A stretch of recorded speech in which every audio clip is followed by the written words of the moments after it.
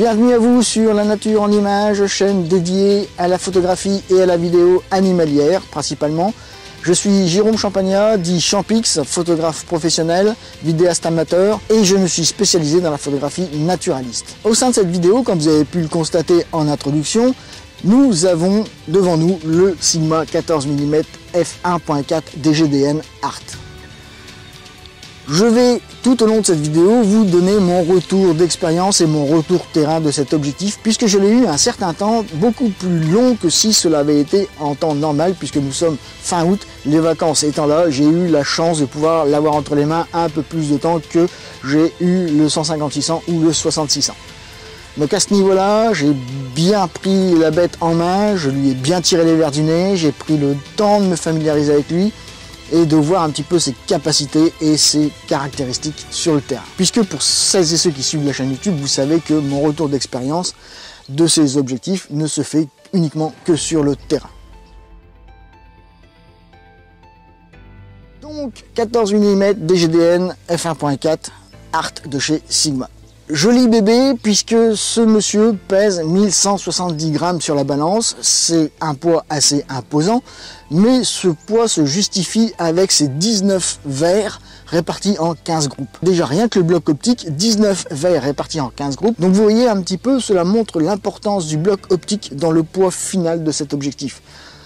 Ce poids est non négligeable et ce qui nous amène un poids final sur la balance de 1170 grammes. Pour parler de ses mensurations, il mesure 15 cm de long sur 100 mm environ de circonférence. Donc vous voyez sur le terrain, il est quand même bien présent. Et pour preuve, je l'ai disposé sur mon trépied et pas sur le petit trépied que j'ai, mais sur vraiment le trépied digne de ce nom avec une stabilisation optimale. Pour parler ergonomie, vous avez donc ici le bouchon de protection de la lentille frontale, nous y reviendrons.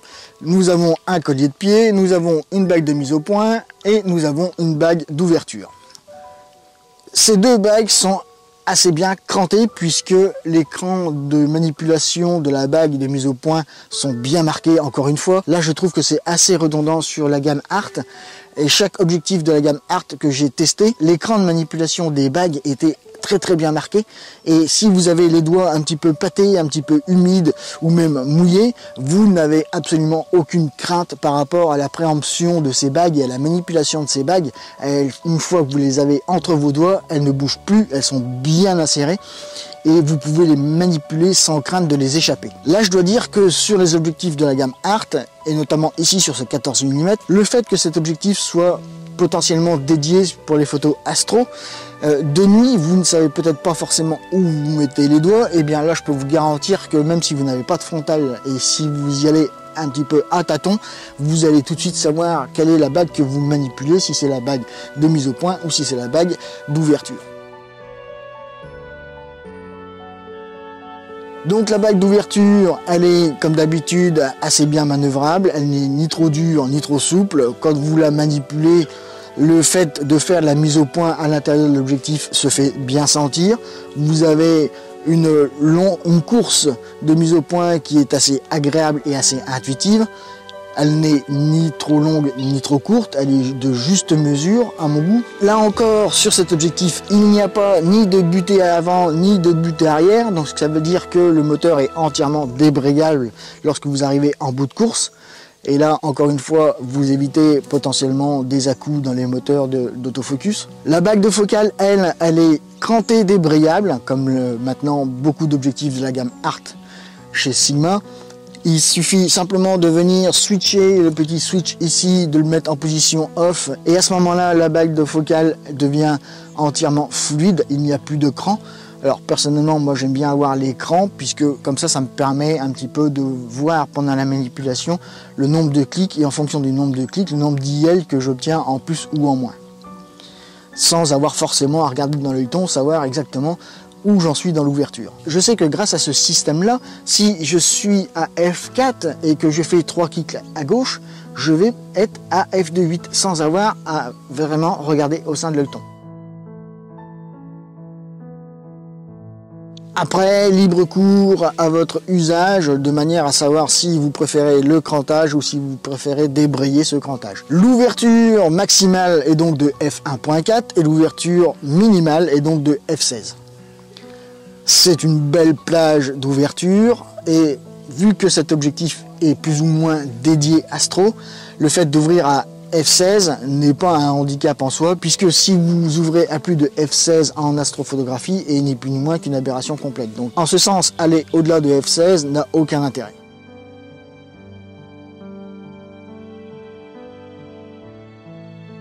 Puisque nous parlons d'ouverture, à l'intérieur, l'iris est composé de 9 lamelles. Donc si vous regardez certaines photos d'exemples que je me sers pour illustrer mes propos, vous verrez que sur certaines de mes photos, j'ai une belle étoile au niveau des éclairages urbains. Et ces étoiles sont assez agréables à regarder.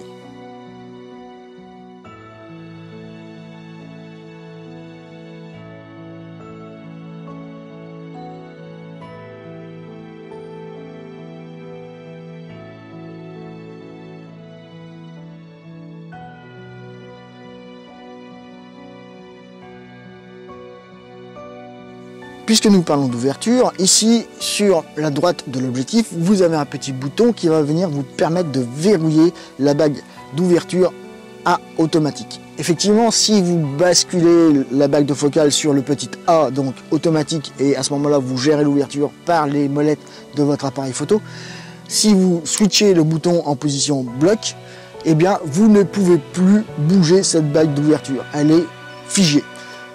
Pour pouvoir de nouveau accéder aux ouvertures manuelles, il vous suffit simplement de déverrouiller ce petit switch et puis là, à ce moment-là, vous avez de nouveau la position manuelle et vous pouvez choisir l'ouverture que vous souhaitez. Attention, si vous verrouillez l'ouverture sur une ouverture quelconque, par exemple ici moi je suis à f8, j'ai verrouillé, eh bien non, ce n'est pas verrouillé, vous pouvez continuer à manipuler la bague d'ouverture. Si nous continuons le tour du propriétaire, vous avez ici comme d'habitude le petit bouton switch on-off pour l'autofocus, manuel autofocus. Si nous continuons, nous avons en dessous le bouton AFL, et là je vous rappelle que le bouton AFL est programmable à l'intérieur de votre menu d'appareil photo. Vous pouvez lui assigner la fonction que vous souhaitez, il est entièrement personnalisable. En dessous, vous avez un bouton qui pour ma part est quand même assez important et qui est bienvenu sur ce type d'appareil photo. Je m'explique. Ce petit bouton va vous permettre de verrouiller votre mise au point. Là, nous sommes en panorama, nous sommes en paysage, donc là, pas de problème, il fait jour. Vous pouvez faire votre mise au point tranquillement et puis faire vos photos tranquilles. Sauf que le petit bémol, c'est que vous allez peut-être faire votre mise au point à un endroit bien précis et vous ne voulez pas que cette mise au point évolue pour quelconque raison que ce soit. Eh bien, vous pouvez, grâce à ce petit bouton ici, le basculer sur on et disposer le bouton autofocus de votre objectif sur manuel, et à ce moment-là, en mettant votre bouton AF manuel et le switch AFL ML sur on, vous avez verrouillé votre mise au point et elle ne bougera plus. Si vous avez la maladroitesse de bouger votre bague de mise au point pour une raison X ou Y, eh bien votre mise au point ne sera pas modifiée, elle sera figée. Et vous pouvez bouger tant que vous voulez votre bague de mise au point. Si vous ne basculez pas le bouton sur off, votre mise au point ne bougera pas. C'est d'autant plus appréciable que pour les photos astro de nuit, c'est déjà une galère de faire la mise au point sur les étoiles, d'avoir une mise au point aux petits oignons. Si par malheur vous bougez votre mise au point en cours de session de prise de vue, c'est une galère infernale et il faut recommencer à zéro ces prises de vue. Et bien, grâce à ce système, vous avez la possibilité de verrouiller votre mise au point. Et vous avez potentiellement la chance de sauver une grande partie de vos photos. Et ensuite, le dernier bouton qui vient un petit peu finaliser le tour de propriétaire de cet objectif, c'est le bouton des clics qui vous permet de cliquer, enfin d'embrayer ou de débrayer le système de cliquetis de la bague d'ouverture. L'utilisation de cet objectif est quand même somme toute très sommaire. Il ne faut pas sortir de pellet technique pour comprendre comment fonctionne cet objectif, il est assez intuitif et je dirais il est assez rapide de prise en main. J'ai dû mettre potentiellement 24 heures à pouvoir bien appréhender toutes les positions de chaque switch, de positionner mes doigts en fonction des switches que je voulais atteindre très rapidement. Là-dessus, il n'y a pas eu de souci, ça a été très vite. Et j'irais même jusqu'à dire que dans certains cas, la position des switches est assez intuitive et d'un niveau ergonomique très bien pensé, très bien étudié, puisque c'est naturellement positionné au niveau du positionnement de vos doigts. Vous voyez, au niveau du pouce, j'ai tout de suite la bague de mise au point, et si je descends d'un cran, j'ai le bouton AFL. Vous voyez, c'est quand même assez pratique et assez intuitif.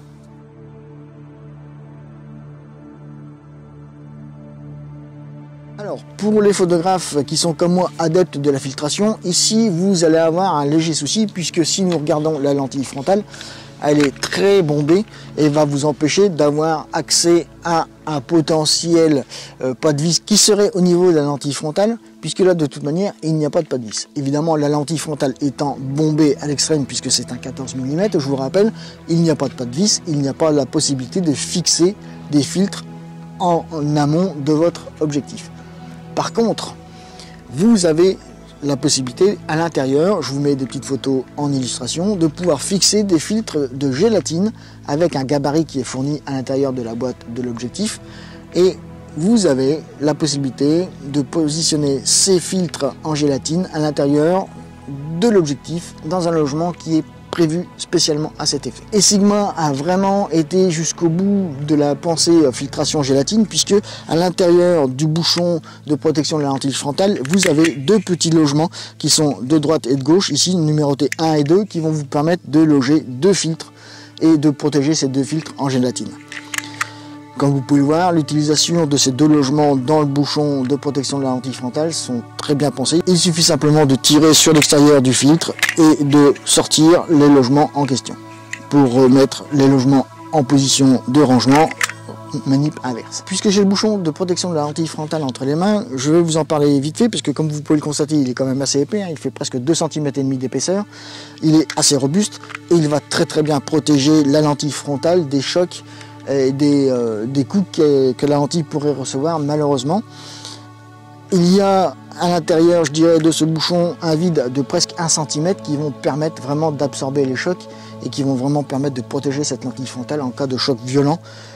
Je dirais que ce capuchon va servir d'airbag à votre lentille frontale et vaut mieux détruire le capuchon que la lentille frontale.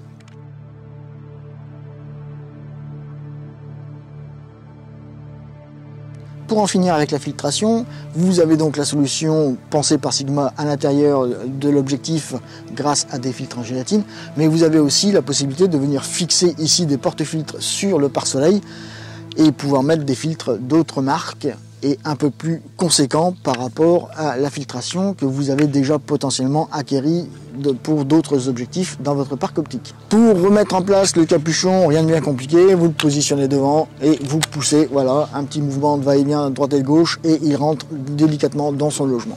Pour enlever le capuchon, comme d'habitude, hein, vous avez deux ergots qui sont devant le capuchon, vous les poussez vers l'intérieur et voilà, le tour est joué. Vous pouvez enlever le capuchon de protection. Par contre, vu que c'est un 14 mm fixe, le pare-soleil, lui, est fixe aussi et il est à demeure. Il est non démontable. Vous ne pouvez pas l'enlever.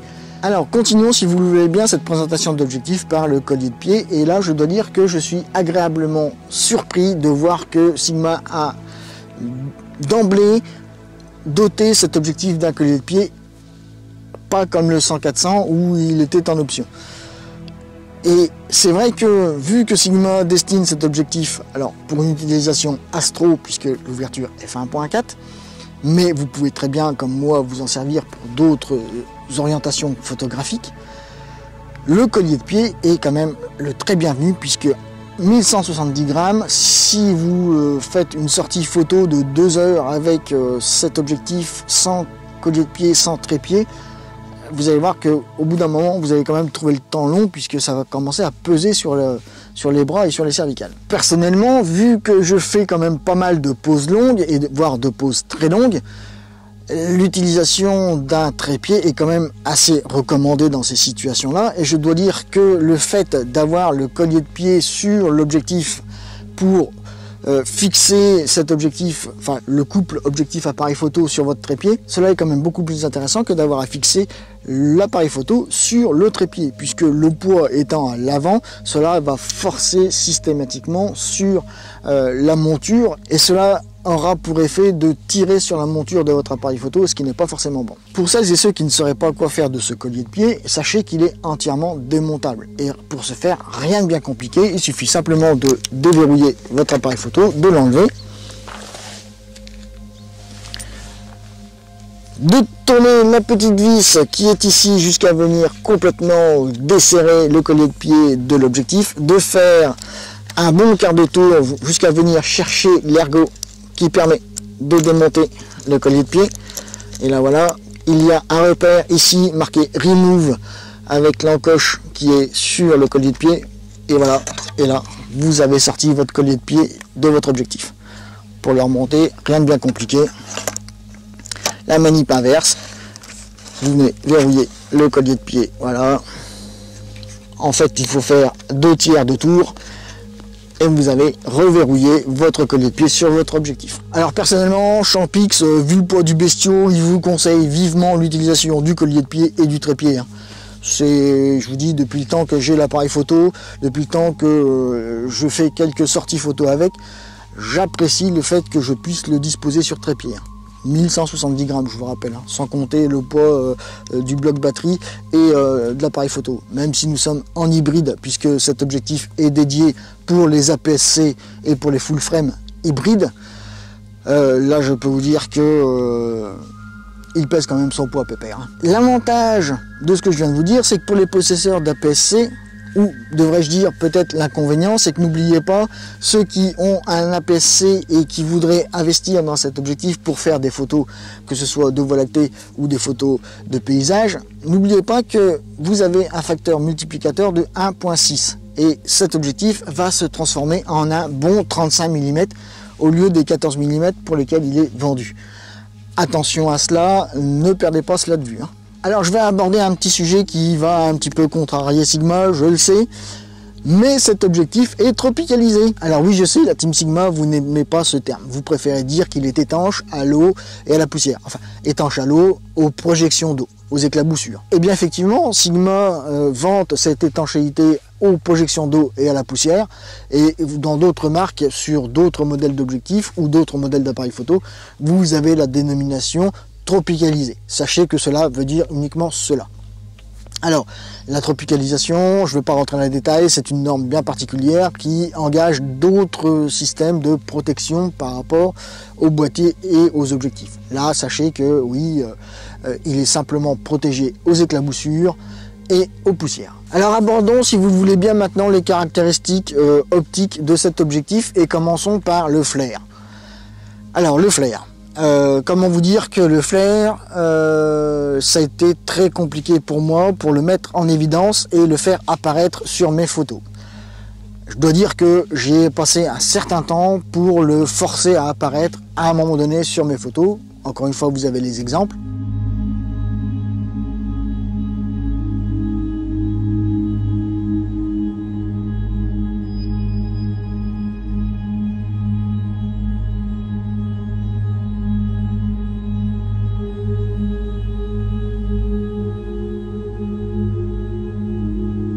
Pour moi, le flair sur cet objectif est quasiment inexistant. Alors, dans certaines situations, il va être là, il va être présent, mais personnellement, encore une fois, j'ai galéré pour vous le mettre en évidence.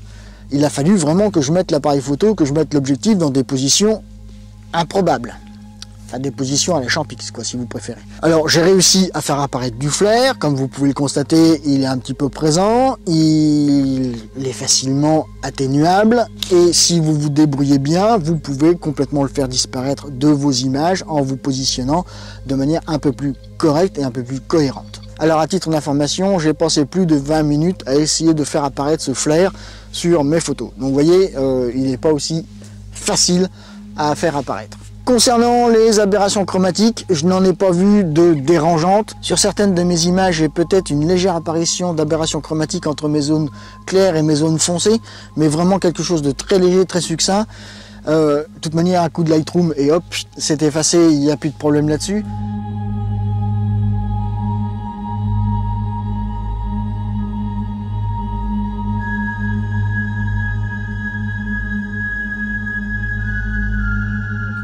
Je dirais que le flair, les aberrations chromatiques, c'est pas vraiment un souci majeur de cet appareil photo et vous ne verrez quasiment rien à l'œil nu si vous prenez les bons réglages et si vous prenez les bonnes dispositions au post-traitement de vos images.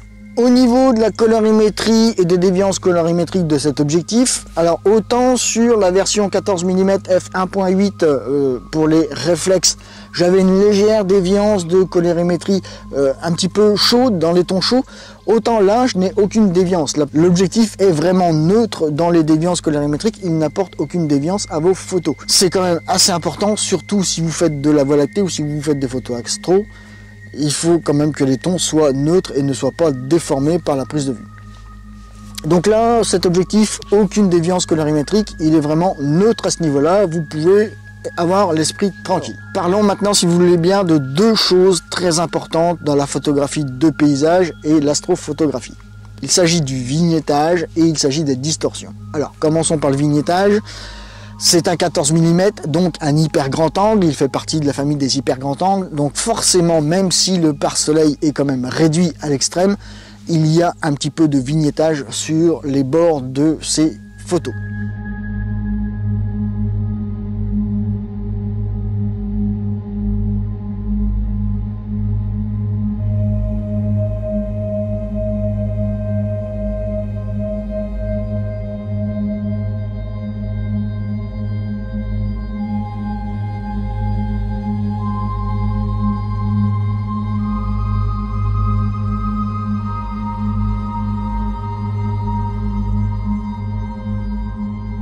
Encore une fois, un petit coup de Lightroom et hop, le vignettage est effacé à 90%. Il n'y a pas de sujet à ce niveau.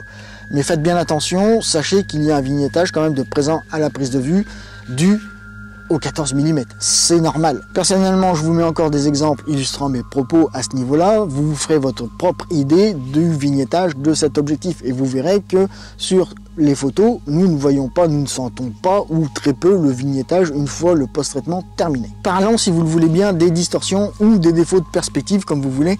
C'est la même chose. Alors, c'est un 14 mm, un hyper grand angle. Encore une fois, j'insiste lourdement, mais c'est bien pour vous faire comprendre certaines choses et certaines situations. Il y a des déformations de perspective et donc des distorsions. Dans ces objectifs grand angle ou hyper grand angle, il y aura toujours des déformations de perspective.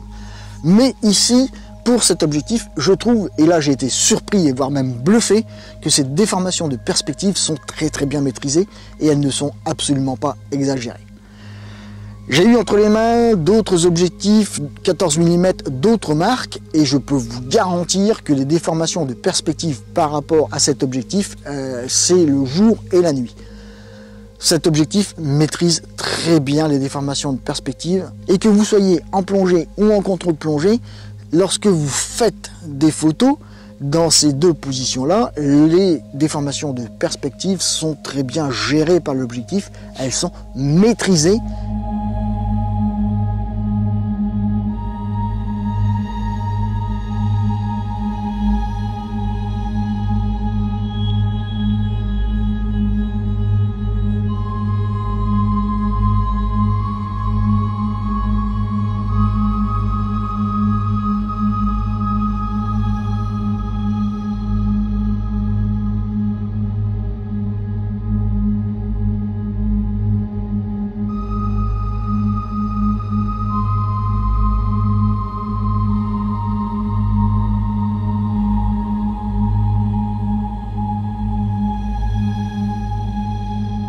Encore une fois, vous avez des photos de démonstration par rapport à ces perspectives et vous vous ferez votre propre idée de ces déformations de perspective. Je dois dire que là-dessus, j'ai été bluffé encore une fois, je me répète, mais c'est vraiment le cas, j'ai vraiment été bluffé par rapport à cela. Je m'attendais à des déformations de perspective pires, eh bien non.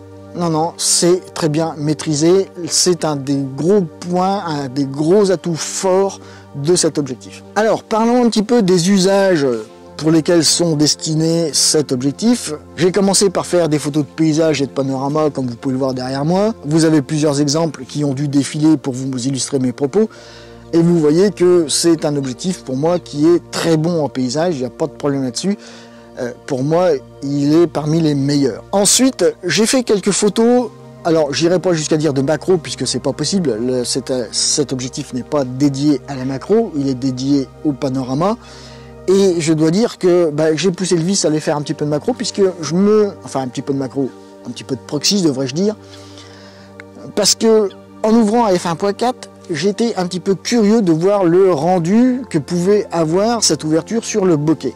eh bien je mets quelques photos d'illustration par rapport aux photos de proxy que j'ai faites, et vous verrez que c'est quand même intéressant, hein. Il a un joli bokeh, il a un bokeh très doux, très harmonieux, c'est très fluide, il n'y a rien d'agressif, et ça passe très très bien. Moi je trouve que le bokeh de cet objectif est un petit peu, comme j'aime à dire, un petit peu sweetie, un petit peu cotonneux, et c'est des bokehs que j'affectionne et que je trouve très agréable à regarder.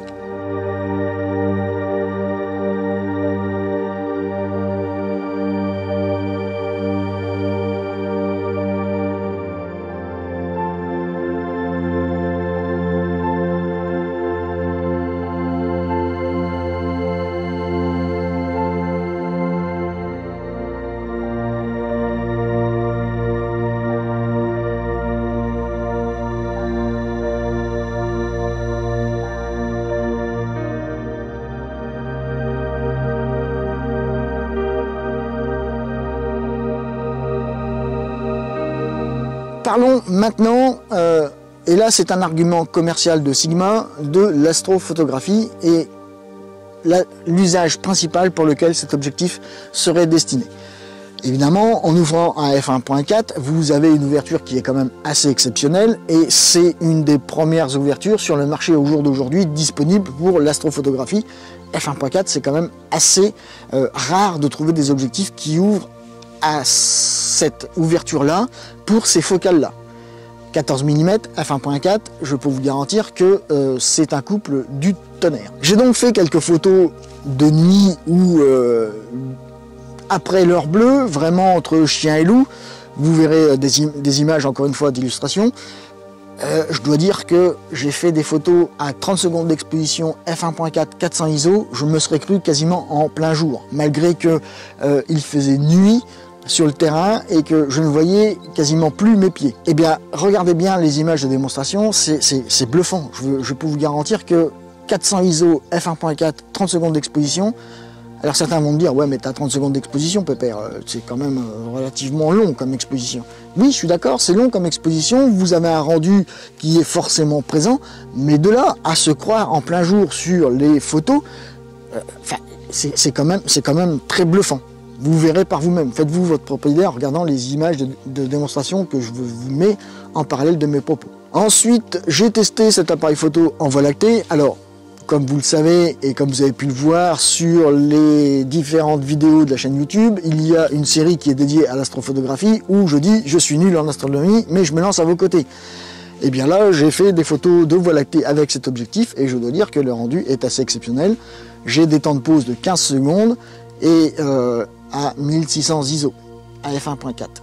Alors, pour celles et ceux qui ont l'habitude de faire de la photo de voie lactée, peut-être que 1600 ISO f1.4 à 15 secondes, ça doit vous parler et ça doit quand même vous titiller les oreilles et attirer votre curiosité. Alors, mes photos de voie lactée sont moches, évidemment. J'en suis encore à apprendre le post-traitement de ces photos, donc désolé si ce n'est pas de la photo d'art, mais je vous mets quand même quelques exemples et quelques illustrations de photographies réalisées avec cet objectif. Et je vais même pousser le vice à vous mettre des photos que j'ai fait en vacances pour la dernière vidéo dédiée à l'astrophoto sur la chaîne YouTube, où je vais comparer mon 12-24 f2.8 avec le 14 f1.4 et nous allons voir un petit peu ce qu'il en ressort de cette comparaison et de cette qualité d'objectif qui est devant nous.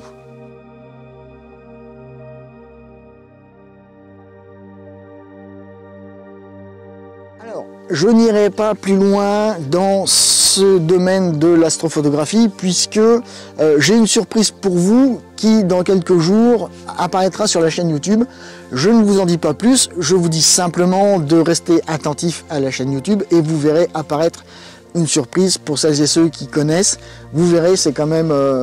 voilà, je suis assez fier de moi, j'ai quand même dégoté une pointure dans l'astrophotographie et nous allons parler de cet objectif. Je ne vous en dis pas plus, je ne spoil pas plus. l'avenir de la prochaine vidéo. Donc, que puis-je dire en résumé de cet objectif pour l'utilisation que j'en ai eue? Eh bien, je suis quand même assez bluffé. Je dois dire que je n'avais pas du tout l'intention d'acheter cet objectif. Alors, je vais le renvoyer dans quelques jours à Sigma pour leur retourner l'objectif, puisque le prêt est terminé, il faut bien que je leur retourne l'objectif. Et je dois dire que je pense que le Père Noël, je sais ce que je vais lui mettre sur ma liste dans quelques semaines quand je vais l'envoyer au Père Noël. Parce qu'effectivement, cet objectif, je me demande, même si je vais pas revendre mon 12-24 f2.8 pour me payer celui-ci, parce que ouais, je me rends compte que le 12-24, je m'en sers beaucoup plus souvent à 12 qu'à 24. Alors même si j'ai le système de filtration Nissi qui vient s'adapter sur mon 12-24 directement, alors que là je ne l'ai pas, il va falloir que j'investisse pour avoir ce système de filtration qui vienne s'adapter sur cet objectif. Notamment, même si c'est pour du reportage à 14 mm f1.8, lorsque vous êtes dans une église par exemple pour un reportage de mariage, ou lorsque vous êtes dans une pièce où la lumière n'est pas forcément présente, bah moi je dis que ouais, f1.4 c'est pas négligeable. Alors attention, hein, bien évidemment, f1.4, je n'ai pas parlé de profondeur de champ, hein, puisque à f1.4 la profondeur de champ est vraiment minimale. Hein. Si vous regardez les photos de macro, enfin de proxy que je vous ai mis lorsque je vous ai parlé de la proxy, vous avez pu voir que à f1.4 la profondeur de champ est quand même assez rikiki. Hein.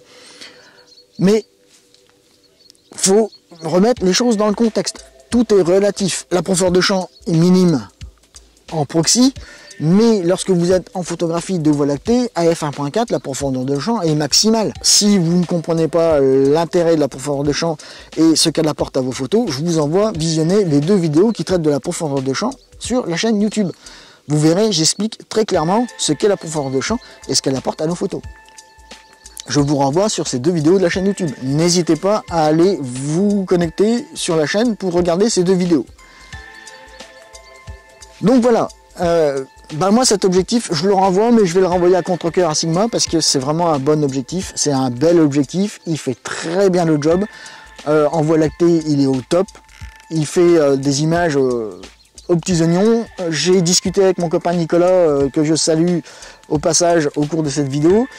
Je dois dire que je lui ai envoyé des RAW par rapport à ce que j'ai fait en Voie lactée. Il était quand même assez ébahi de voir les résultats finaux par rapport à cet objectif. Je pense qu'il fait partie des personnes qui attendent avec impatience le 14 mm DGDN f1.4 Art de chez Sigma en monture Canon RF.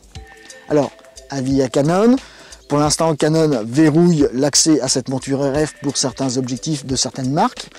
Ça serait bien qu'ils pensent un petit peu, alors je sais bien qu'on est dans un monde concurrentiel et que tout le monde sauvegarde ses données et ses appareils et sa marque, mais arrive un moment donné où eh bien, la concurrence c'est quand même pas mal et il faut ouvrir le marché à la concurrence. Donc voilà, j'espère que cette vidéo vous aura été utile, qu'elle vous aura apporté des renseignements par rapport à cet objectif, qu'elle vous aura aidé dans la pratique. Moi, je peux vous dire que j'ai pris un pied phénoménal à me servir de cet objectif. Si mon travail vous a intéressé, abonnez-vous, laissez le petit like par rapport à la vidéo. Moi, je vous dis à très bientôt. Faites-vous plaisir, faites de photos.